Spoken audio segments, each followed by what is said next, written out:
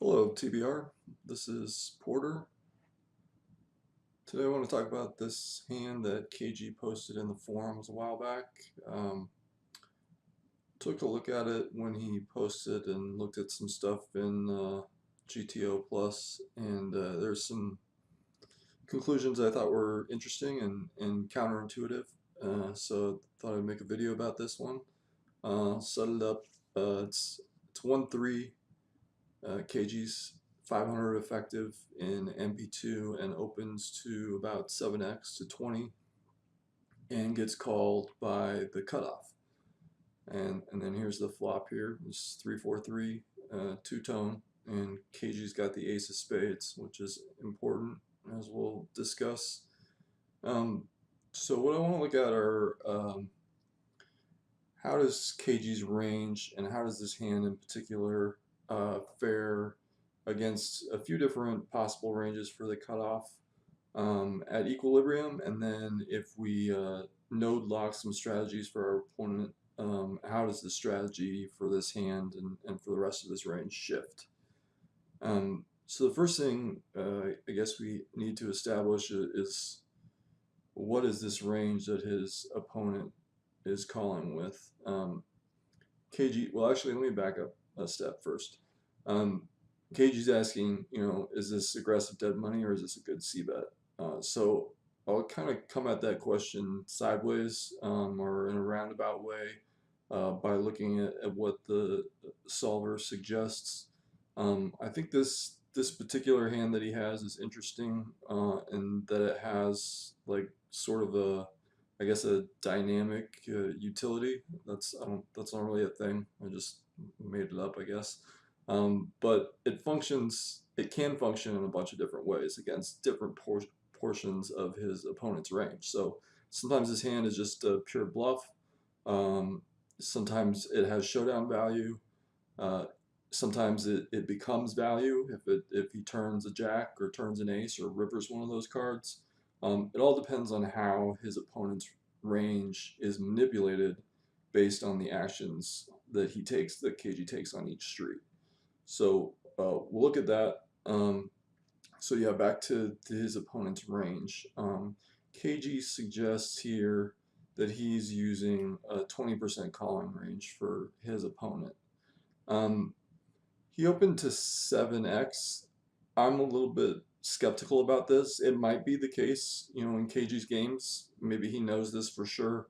I tend to think against an opening size this large, if we're buying any sort of clarity with that aggressive money there pre-flop, I would assume that it's because it's going to narrow our opponent's range. But I'll look at that range and I'll look at a couple of tighter ranges. I think we can sort of extrapolate from the middle range that we'll focus on how KG might, how his hand and his range might shift strategies if indeed his opponent is calling this wide. The exploits just become more extreme because this opponent is going to be making other mistakes.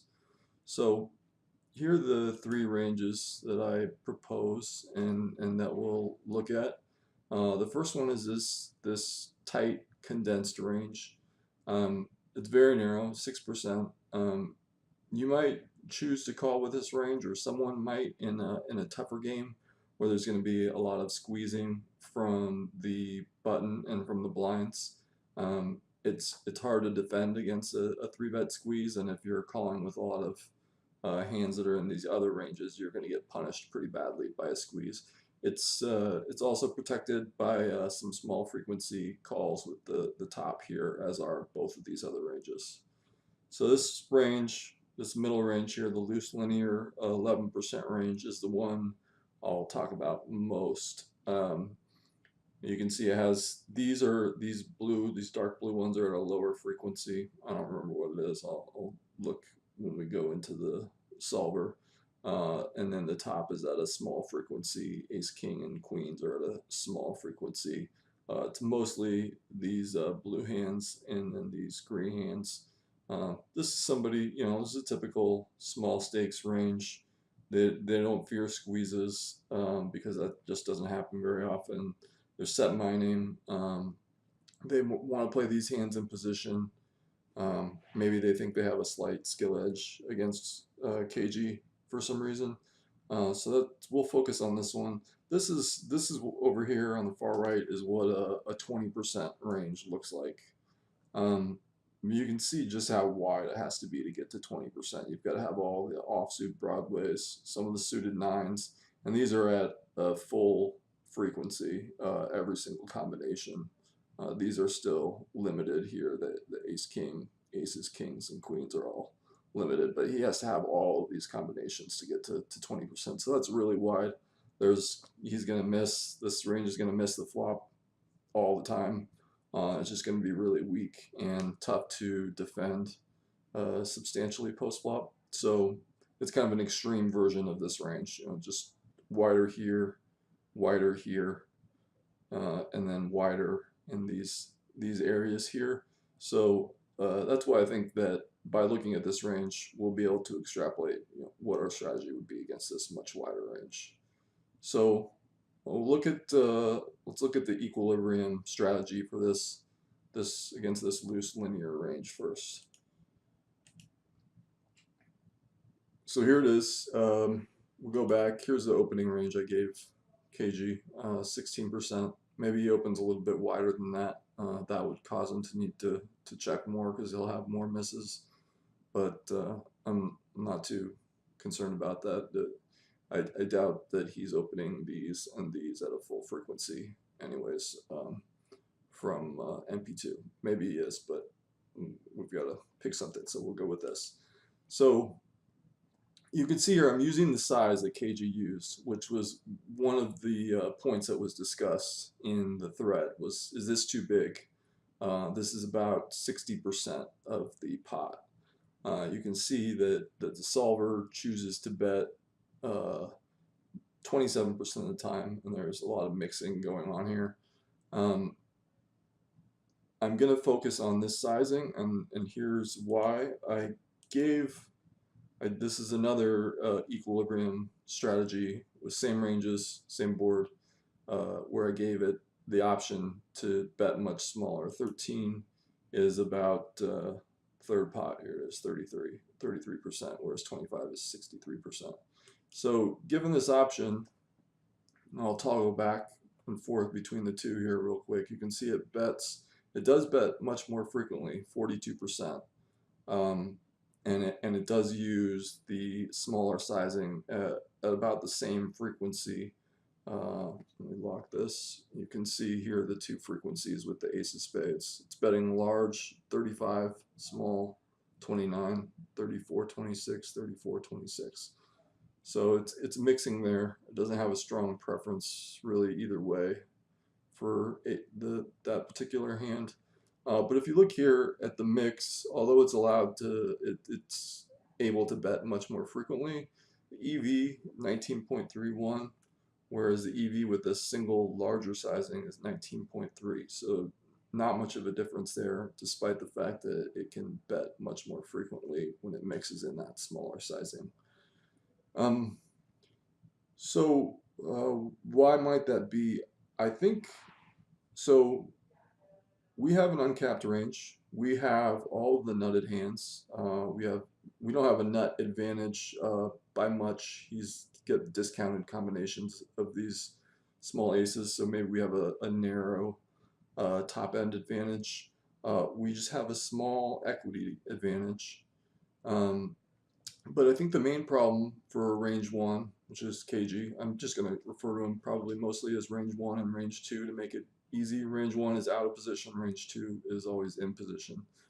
So I think the difficulty for range 1 on this board is that it's dynamic. It's small. Overcards on the following streets will change things because although there's very few combinations of nutted hands, so having top pair is pretty strong hand on this board, barring a spade on the turn or the river, and then obviously the spades, the presence of a flush draw and some straight draws make this board pretty dynamic as well.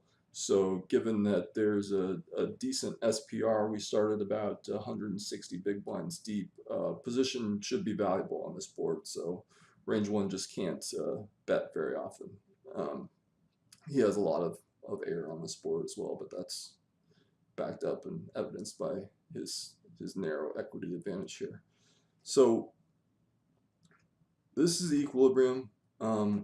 We see here that the ace of spades, jack offsuit, is betting. It's an average of about 65%. You can see the top three hands here. It averages out to about 65%. So, and with those hands, he's bet three betting about 14% of the time. He doesn't face a raise very often. Range 2 just can't raise very frequently on this board, as I think Doug pointed out. It's pretty crazy for range 2 to raise very often on this board. He just doesn't have enough. He doesn't have, well, as we discussed, he doesn't really have an equity advantage or a top end advantage. So he can't really back up raising very frequently. But when he does raise, you'll see here that the ace of spades is used at a small frequency, about 14% of the time, to bet three bet. So in this scenario, range 1's turning this hand into a bluff. It's at a small frequency. When it checks and then range 2 bets, it's going to check raise about 6% of the time here. I clicked one too many times. So here it is, small frequency, check raise. Yeah, it's about 6%. We'll often see that this particular combination with the jack of diamonds is used differently than the other two because it blocks the backdoor flush draws of range 2. So after, if it does bet and get called with this particular hand, it always barrels spades, kings, and jacks.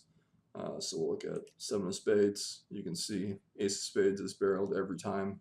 It says 0.639, but that's 100% of its existing combinations. It just only makes it to this spot with a percentage, a fraction of that hand. So it always barrels spades, always barrels kings, because this is a very strong card for its range. Always barrels jacks for value, I assume. And then it always barrels spades. And then it mostly, it mixes on other cards, but mostly check folds. 6 of clubs. See, mostly it's checking there. It mixes, but most of the cards, I'm not going to go through all of them, but most of the cards, it'll just check fold. And then when it does check raise and get called, so we'll look at that. It will, it'll barrel the best spades. Got written down here, deuce through 6, and the king and the queen. You can see it's a very small fraction of combinations make it to this point because the check raises so infrequently. And usually check folds on non-ace or jack turns once it gets to that spot. So okay, we've got this scenario. I think one of the reasons this particular solve might not be very useful is because range 2, as I mentioned in the beginning, is kind of exploitably wide. So what are the chances that someone's going to call with this range and then play perfectly post flop? Probably none. So this is not, it's a good starting point, but it's not probably very valuable for practice. So next range I want to look at, or next scenario, is how does KG play against this strategy? I called it fast play top. So we'll look when KG bets. This player is raising now with queens and jacks, all of its kings, aces. It's nut draws. I allowed it some of these combo draws. and then obviously the very strongest hands, the fours, and some of the threes. I figured it's trap sometimes with those. So that's a strategy versus facing a bet. That's what it'll raise. When we check, when range one checks, this range two strategy just bets all of its strong hands. It's not protecting its check back range. It's not concerned about board coverage on different runouts. It's just wants to bet now, get value or protection. It's betting some of the backdoor draws, but it's betting a lot. You can see 67%. So what's the strategy versus this one? Well, it bets much less often with the ace of spades in this against this strategy. It's only betting 31%, whereas it bets 65% of the time again at the equilibrium, and it's going to check raise 69%, so really high. You can see here it's and this ace of spades hand that combos with a spade in your hand. You can see it plays much differently than it does without a spade. So the utility of that card is pretty strong, and you can see it never calls against this strategy, this bet when check two strategy of range two. It never calls, it always raises, and it's raising, well, it's raising the top and it's raising bluffs. So you can see it's got some backdoors and the nut draws. So that I think should follow from why the solver does that should follow from this strategy. There's a lot of merged hands that aren't entitled to bet in this range that we can bluff against, and the top of our range wants to get the money in as quickly as possible versus the top of this range. And there's not much incentive to call. Calling just allows some of these hands that are in position to realize on later streets, because we're not node locking the later streets. We're only node locking this one street, so we don't know in this solution what this range will. It's assuming that this range will play perfectly on later streets. That's pretty important to note. And then you can see when we do check, which is most of the time, it's not betting the ace of spades very often. So when we do check and it bets, that's what we just looked at. Yeah, when it bets and gets raised, you can see it doesn't when it does get here with the ace of spades, it just bet folds. So I think this is a little bit interesting because this is essentially what KG did. He bet and folded, and he might have faced an opponent with his strategy. So why would the solver choose to bet a hand like the ace of spades, jack offsuit against an opponent who's going to raise with this range if he's just going to have to fold the equity of this hand? And I think the key point is that the raise just doesn't come very often. It's only 11% of the time. So and this ace jack is the weakest ace, the weakest offsuit ace in KG's range, so it doesn't have as much showdown value as some of the other ones. So it's not as much of a disaster if KG or range one has to bet fold this hand. It still is clearly it prefers to check raise, not to bet, and that's because the range two opponent is making a bigger mistake with its betting range than it is with the raising range here. So we want to get to that part of the tree as frequently as possible, and then punish it, which is what we're doing here by raising so frequently. All right, so that's that strategy. When the bet does get called, it always folds to a raise with that hand, and then on the later streets, it barrels spades. It usually barrels blanks. Let's see. We can look at this. So it's always barreling the spades. Got a blank. it's always barreling those, and or usually barrels the blanks, and then it's check folding on the kings and queens. Let's see, always folds, and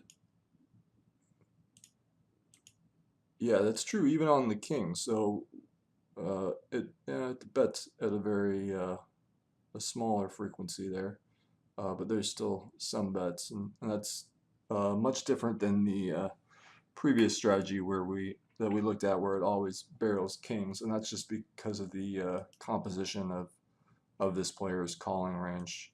He's calling with he's calling a bet wider than the other strategy did. And then when we do check raise, which is the most frequent scenario, and get called, now it always barrels spades and Broadway turns, and then on the other cards it pretty frequently tries to it'll check, and I think it's trying to navigate to showdown. If possible, and then the hand just doesn't function very well as a bluff on other cards. We'll look at one here at this on the 7 of hearts. It checks. If its opponent checks and the river's a deuce, it checks again. You can see there are still some hands in its opponent's range that might check back that we have showdown value against. Ace 10, Ace 9 at a small frequency. It's not going to get there very often, but it prefers that to betting. We block the missed flush draws with the ace of spades in our hand, and we block some of the hands that we want. Well, these are spade draws here. We block, yeah, I'm not sure about that. I'll have to think about that more. Alright, so let's look at another strategy, which I called the merge strategy here. So this strategy, when range 1 bets, range 2 is raising an even wider range. Now it's raising 8s and 7s with a spade in its hand. 9s, obviously at the top. It's got some random bluffs that I left in here from the original solution. And it's got a mix of the gut shots and combo draws and trips here. And then when we check, when range 1 checks, this range 2 is betting, let's see, how does that compare to, this is 67 here, this merged range is betting 77%. So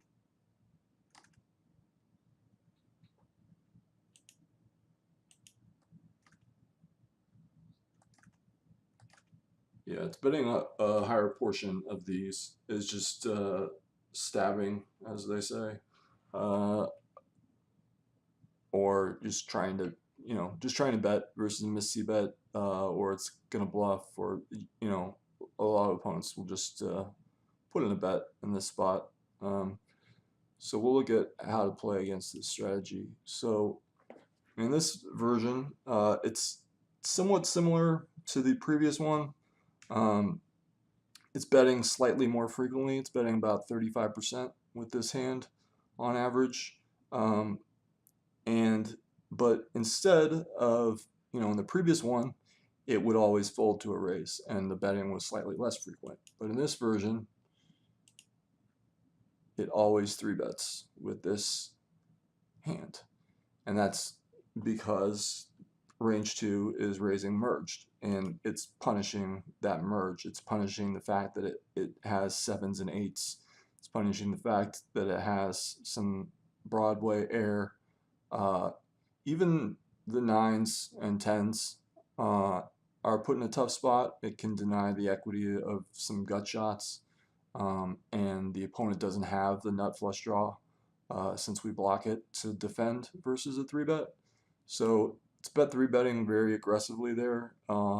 Every time it bets bet three bets. And then when it does bet three bet, it will jam non-queen, jack, and spade turns. So if it bet raises, gets called, and the turn is a 9 of hearts, well, that's not right.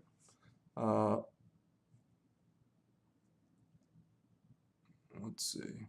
Okay, specifically spade turns it jams that are not the queen or jack. Obviously, the jack gives us a pair. Queens particularly bad given the composition of our opponent's range.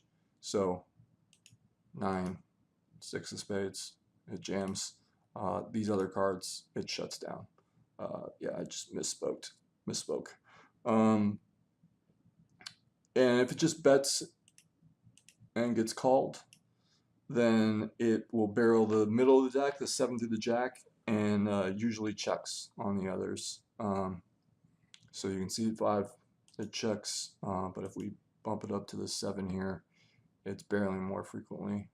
Betting the jack for value, and on an ace, it's one of the worst aces in its range, so it'll check there. That's pretty a standard sort of rule of thumb. You can check if you're interested in protecting your checking range. You can check some of the worst combinations. All right, so when it does check, and this player bets range 2 bets much too wide merge range, you can see how it responds here, similar to the previous counter strategy that we looked at. It's check raising almost always and at a very high frequency. And then when it does check raise and gets called, it usually barrels, almost always barrels on spades. Almost always on these Broadway cards, even the queen. And even the 3 and the 4 here, it will barrel. I assume that's kind of a two-way bet. Well, this is not a jam, so yeah, it is sort of a two-way bet. He can make a pair on the river. He also is bluffing effectively against the middle of the other player's range. Here you can see they're folding 8s and 9s, 7s, 6s, 5s, so it's sort of a two-way bet there. On those 3s and 4s. Let's see, the 4 does the same thing, and its opponent is folding some of those same hands, some of the air up here. It's more of a pure bluff, I think, on the 4 specifically. And then it usually checks the rest of the turns once it check raises against this particular strategy. Okay, so next we'll look at the equilibrium versus the condensed range. So this is the condensed range again here, this tighter range. It's got some of these at a small frequency, these at a small frequency, these 75% when it doesn't 3-bet those. So against this strategy, I think this is interesting. It's actually betting much more frequently against this strategy than it was against the looser linear range, and which I think is counterintuitive because this is a stronger range. It's a narrower range. It has of its range a higher percentage are these strong hands. So why might we be able to c-bet more frequently, or why might range 1 be able to c-bet more frequently against a stronger range? Well, it misses. This range doesn't have any of the top end on this board. You can see our equity down here is actually slightly stronger than it was. EV 24.18 compared to the original, so significantly higher there. And that's because we have, the equity didn't gain very much, but the EV did, and that's because we have more of the top end hands. So our position is not as big of a disadvantage on this board because of our our top end advantage, and we also have more flush draws than this narrow range has. So that might seem like a disadvantage for range 2, but this is also a very uncommon type of board. This board with 3 small cards. It's not going to come up very much. Most of the time, this range is going to have range 1 in a tough spot out of position. There's going to be more neutral boards and range advantage type boards that this range covers, and this range won't have very much air on those boards. So this particular board is an exception. I think that's important to note. So range 1 gets to bet at a higher frequency. This is the equilibrium versus the strategy. And so what is it doing with the ace of spades here? It's betting 85% of the time. And we'll see why that is. Here, when it bets, it never gets raised. So it's able to, it's not, there's no concern that the ace of spades will have its equity denied, because it knows that this opponent is never going to raise it. So never faces a raise, and then when it is called, it almost always will barrel turn spades, and then if it does miss on the river after a turn spade, generally it will just check fold. It's also barreling non-diamond Broadway cards, 10 through ace. You can see there, barreling at a very high frequency with the ace of spades, much lower with the ace of spades, jack of diamonds. Also barrels on non-diamond 2, 3, and 5. And so the reason it doesn't barrel on these diamonds, and this is true across multiple ranges, multiple strategies. I think I mentioned this because the diamond just basically gives the in position player more board coverage because it'll have the backdoor flush draws in its range. Also makes the board more dynamic, so we can't just barrel as freely because there's 2 flush draws.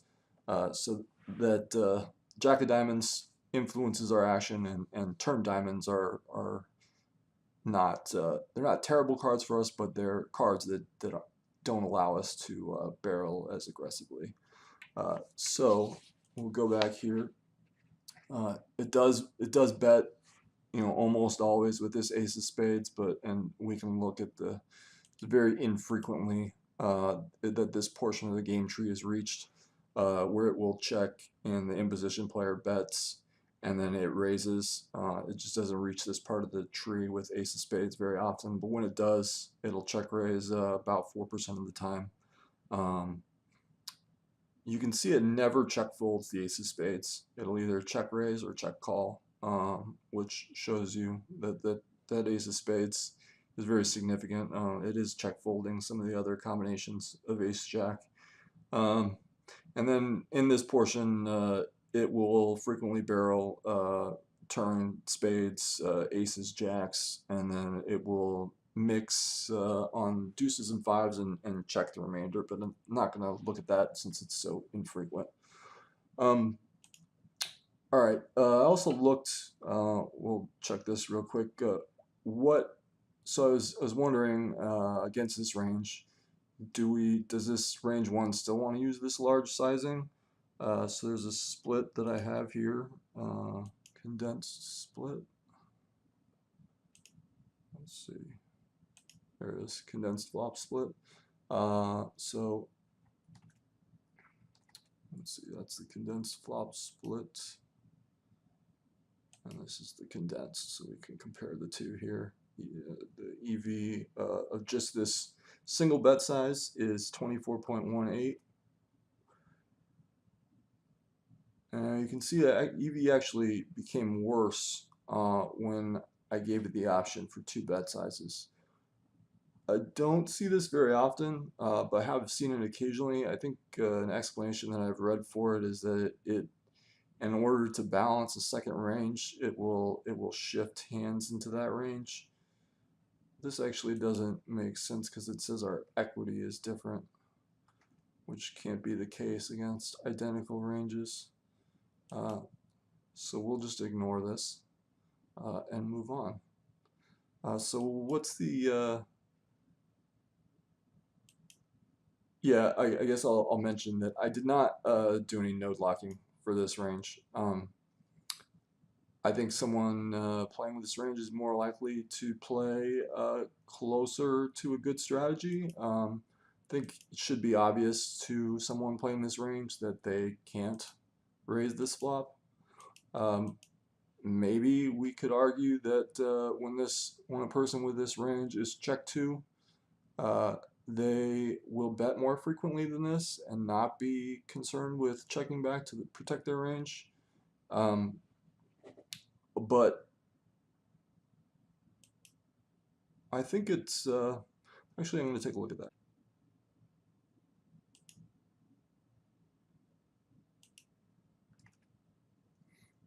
Okay, so I node locked a strategy here that we can compare for this condensed range, and I left the strategy facing a bet for range two the same.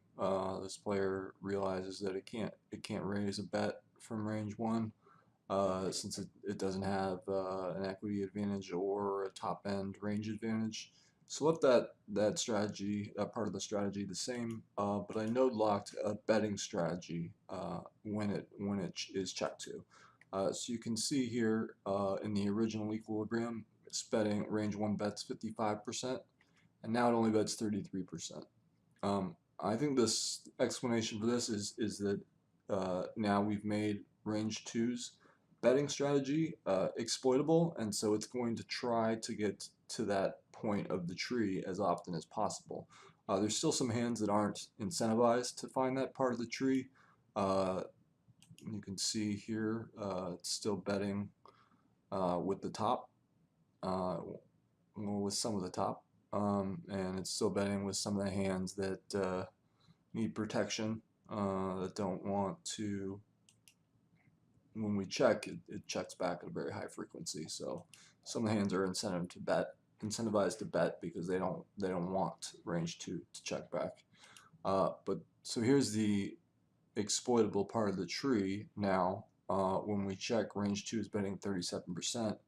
In the equilibrium version, I was betting slightly less, but I've changed the composition a bit here. Made it bet the hands with the spade and a diamond. I've just made it a little bit exploitable, but it's still shifted the strategy of range one quite a bit. So I haven't looked at this yet, so I don't know exactly what it's going to do here, but it's range one bets and range two now, or range one checks, and range two now is betting with the strategy that I locked. Uh, and what does it do with the ace of spades here? Mixes pretty evenly, check raising and check calling. It has more. See, in the previous strategy, it actually always calls with ace jack. We didn't look at that, but when it did check, it would always call with ace jack and never check range, or I mean never check call. And its overall range in that other one, as you can see here, is rarely check raising. 17% compared to 36% here. I guess it's not exactly rare, but not as often as this version. This betting range is more exploitable, so it's going to check raise and exploit it more often. Uh, Still bets the ace of spades here at a pretty high frequency against this strategy, and that's I think, as I already mentioned, ace of spades is against this strategy is not, the equilibrium, and this node lock strategy is not, the range two doesn't raise the flop, so the ace of spades is not going to have its equity denied. So it's going to bet most of the time against this strategy. It's using other hands to check raise with here.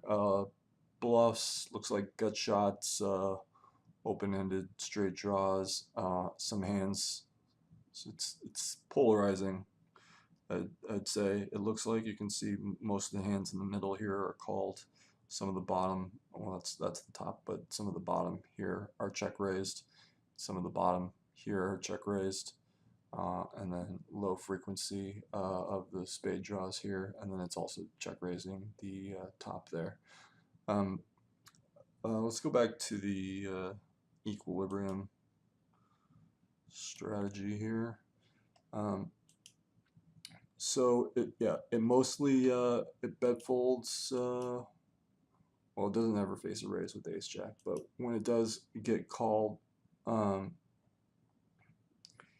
it usually checks the non-3 and 4 turns. That's when let's see here.